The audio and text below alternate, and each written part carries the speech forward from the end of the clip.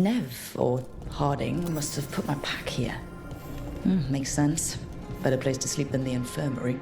Guess I can spare a few moments to unpack my things.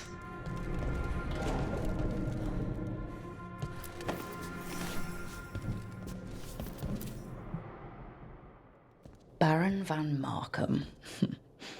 You wanted the undead to rule Navarra, but you forgot about the Morn Watch. Then after I put you down, the Morn Watch sent me away with Varric to stop the noble families from complaining.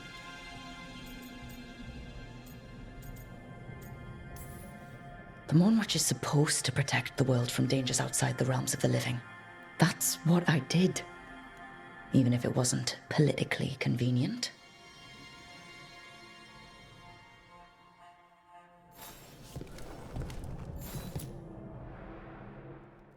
A peddler gave me this after I saved his caravan from bandits. He told me he always admired dwarven craftsmanship, especially with anything made from stone. Called us an impressive people. He had fancy silks from Orlais, statuettes from the wilds down south. Oh, I could have listened to stories all night about places he'd been. Now I'm getting to see some of those places myself.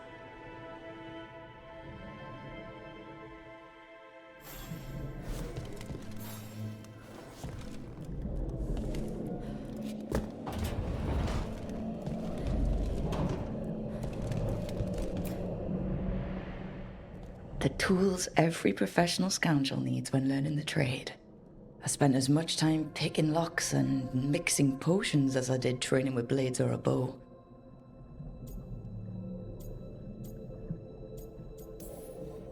At least when I hadn't lost my privileges after setting a smoke bomb trap in the privy.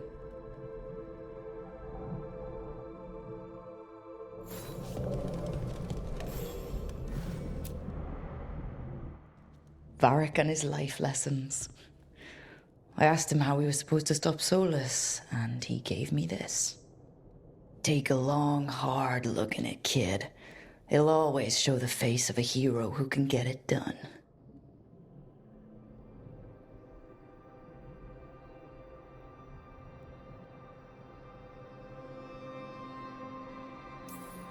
Well, if I'm the one who's got to get it done, I should stop admiring myself and get to work.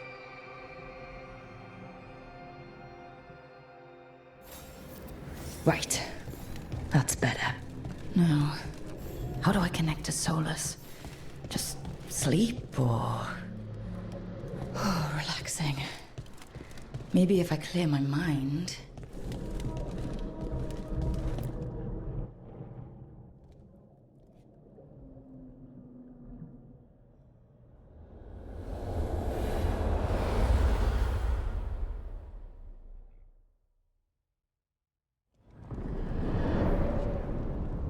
Back so soon. It must have been worse than I had thought. Hello, Dreadwolf. Ah, but perhaps I am mistaken. You may be here to correct me, to tell me that my concerns were unfounded. I am, after all, remembered as the god of lies, treachery, and rebellion.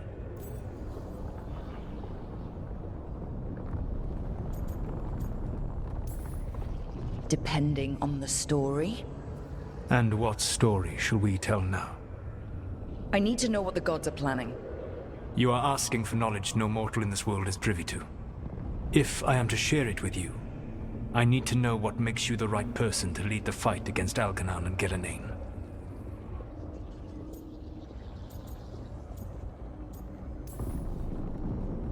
I stopped you, didn't I? You disrupted the ritual. Yeah, I did. Even though I'm nowhere near as powerful as you. Your plan is to tell me how powerful you aren't? In the Morn Watch, I had to deal with undead nobles threatening all of Navarra with civil war. Our squad was overwhelmed, and we were supposed to retreat. But you attacked instead, defeated the nobles, and prevented a war. How do you know that? You helped Varric pursue me for the better part of a year. It would have been foolish not to learn about who was hunting me. Then you know that powerful opposition doesn't frighten me. I find a way to get the job done, whatever it takes. I suppose I was not so different when I started. Started what? My rebellion against the Evanuris, the elven gods as you call them. They wish to reclaim their dominion over this world. To accomplish that, they will need two things. First, the Blight. What exists in this world is a bare fragment of its power. The rest is imprisoned, until they release it.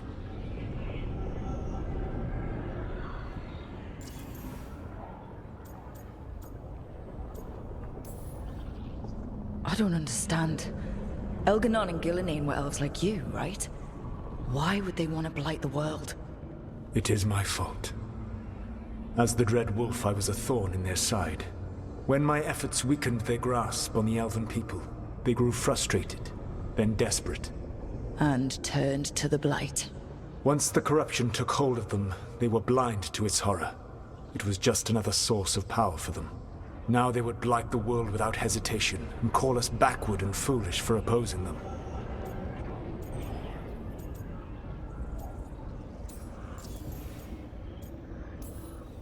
The rest of the Blight is imprisoned?